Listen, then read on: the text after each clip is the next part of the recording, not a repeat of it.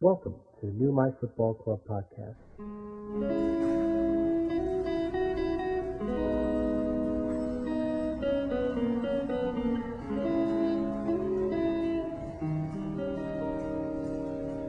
Hello and welcome again to the new My Football Club podcast. I'm your host, Augustine Sasso. You can email me at augustine.sasso@myfootballclub.co.uk.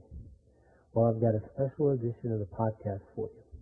Yesterday I spoke to Steve Jarvis, the program editor for Geraldton FC. That's the team we'll be playing Saturday in the next round of the FA Trophy. Steve was kind enough to give me a few minutes to talk about his team. He talks about their style of play, recounts the FA Cup saga against Chesterfield, and this year's game against Leyton Orient. Now we end our talk with a little tour of the surrounding area. If you're traveling up tomorrow, don't forget the King's Head pub. Here now is Steve Jarvis. Can you maybe tell me a little bit about the history of the team and are there any players that we should look for on Saturday's match? That just a little bit about the team. Yes, but that'd be right. No, I'd say we won't be telling you our secrets, but no, we have got. There's quite a few good players. We've got they seem to be working very well as a team at the moment, and they like to attack but they like to play football on the floor, and not one of these where you get them sort of long ball teams who just pick it up the pitch, who play on the floor most of the time. But yeah, we've got quite a few good players because they've all played. The majority have played higher standards, and we were in the conference 3 seasons ago. Oh, okay. Yeah. When we actually met FC for the first time, and that was the year my football club took over, and that's when you changed your name from Gravesend as well. That's right. We went to Leeds United. Yeah, that was the first time we ever encountered yourselves there. And that was like 3 years ago when we ran our one season in conference and didn't do too well.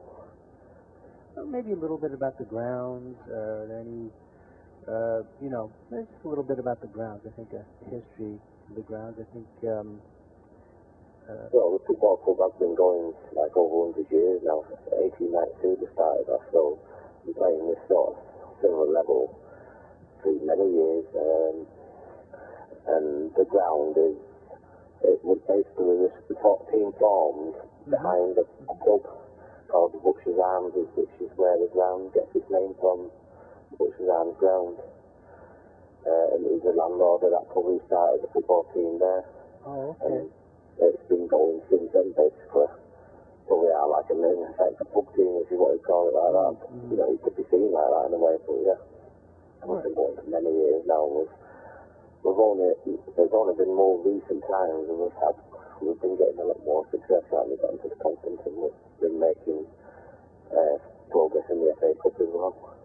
Because we were there 2 years ago as well, and we made the second round then, but then we got kicked out that season because we fielded somebody who shouldn't have played. But I'm sure you heard of that story about everything that happened with our game against Chesterfield.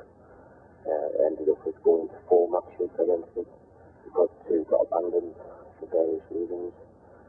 Oh, okay. No, it was a very eventful time, but it wasn't the best Christmas ever because we found out on Christmas Eve that we got kicked out, and it was a bit gutting after winning the previous night.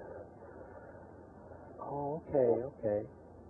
No, I don't think no, I'm sorry, I didn't hear that. Oh, they're not, oh. Oh, boy. Yeah, it was a big one thing. Well, we did really well in the cup that year. It was like 2 seasons ago now. We did really well in that cup with battle through qualifying rounds, and then we met Darlington, who were the top of League 2 at the time. We went to their ground and 3-0 now. And then we brought back to our ground and beat us 1-0. So that was us through to the second round. Then we met Chesterfield. We were drawn away to Chesterfield, who was at the time again in League 2.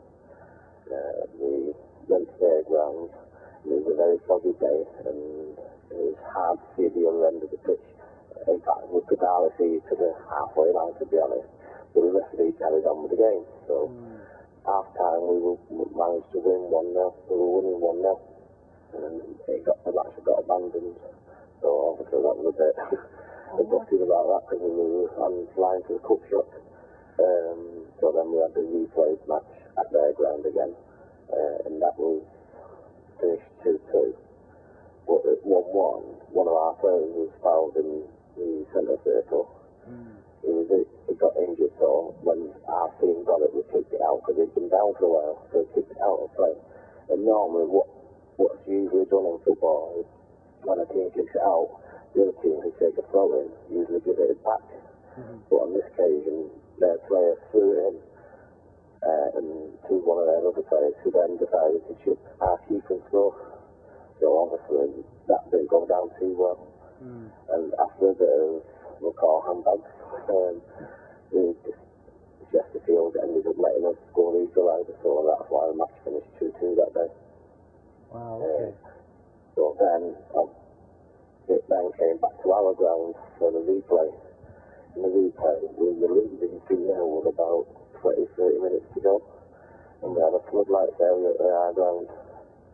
So then the match got abandoned. So that gave us a reprieve then anyway.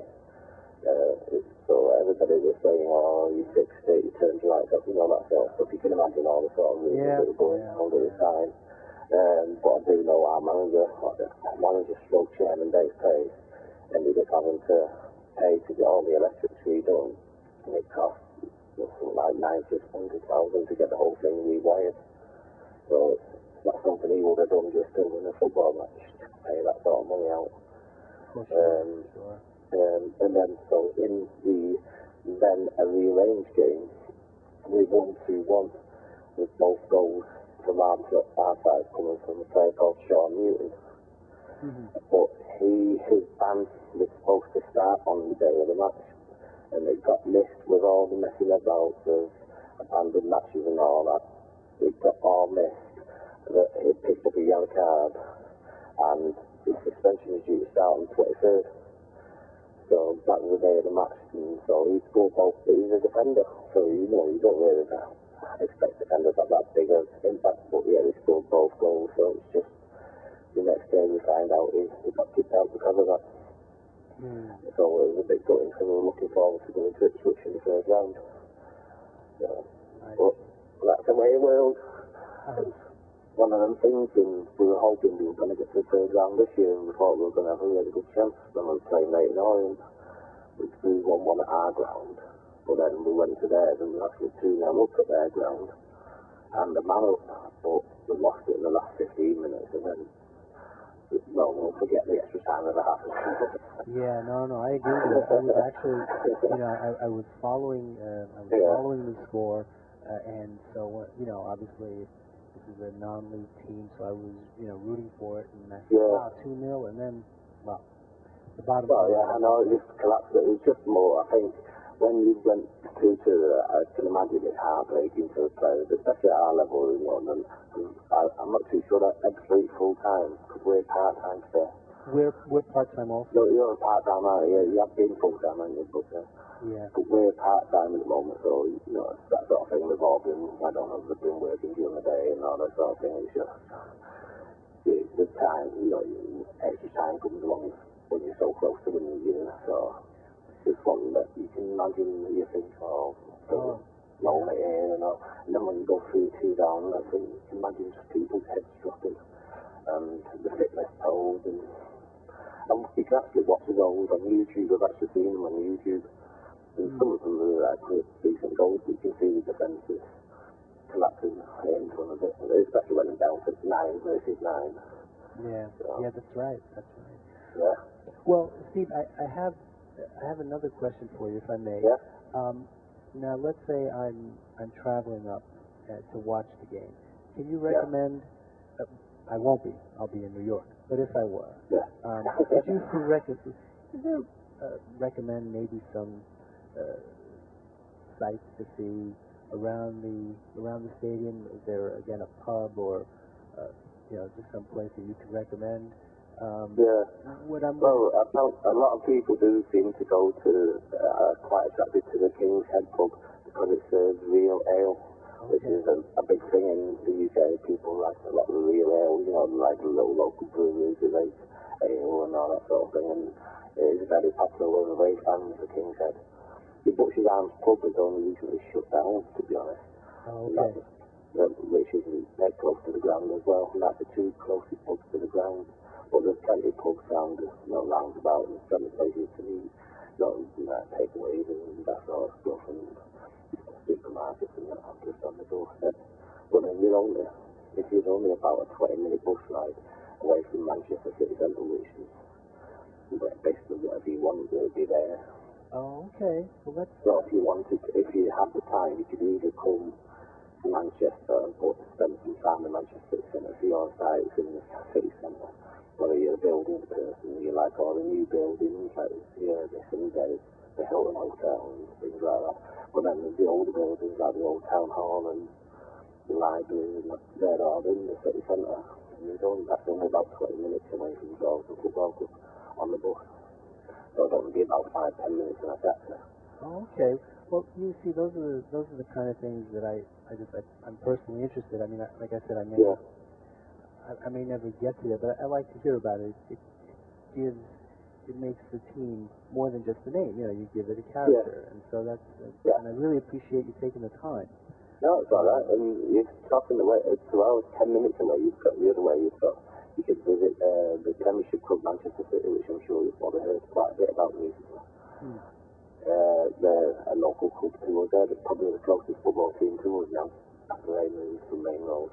But yeah, they're only about 10 minutes down the road.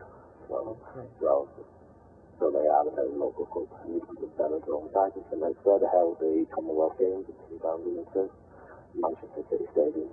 Okay. So that's pretty local. That was quite a bit to see around that stadium as well. Sure. All right. Well, thank you, Stephen, and good luck on Saturday. I mean, it's going to be a tough match. I'm looking. It's going to be a tough game for us as well. You're looking at the form. You're going into it in good form. You've only lost once in the last 7. Because I was writing, because I'm the program editor at Charlton as well. I was writing it up on it last night, and we've only lost 1 in the last 7, and that loss was against the table leaders, so it's certainly not going to be easy for us, and we wouldn't expect it to be. I'm looking forward to a good game, but maybe it's our turn to beat you now. No, it could be, but I'm looking forward to a good game. So thank you again, and good luck. All right, take care. You too. Bye. Well, Steve, thanks again. And that's all the show I have for you today for this special edition of the podcast. As always, remember the websites: myfootballclub.co.uk for all your My Football Club news, absoluteunited.co.uk for all your Absolute news, on Facebook at facebook.com/myfootballclub, or on Twitter at twitter.com/myfootballclub, MYFC merchandise at myfootballclub.bigcartel.com, adopt a player, myfootballclub.co.uk/adopt a player. Until next time, this is your humble narrator signing off. Up the fleet.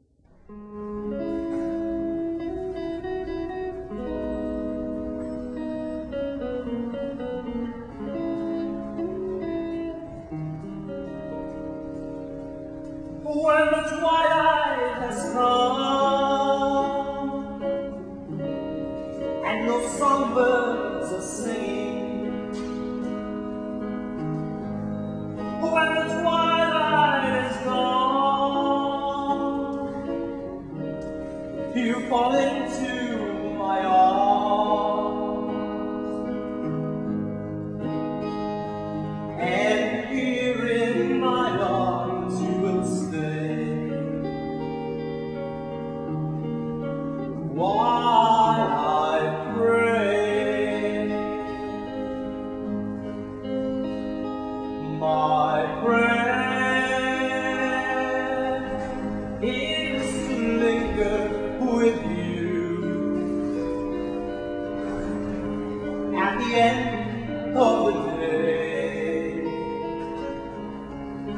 in a dream that's divine. My friend is a rapture in blue, with the world far away, and your lips close to mine.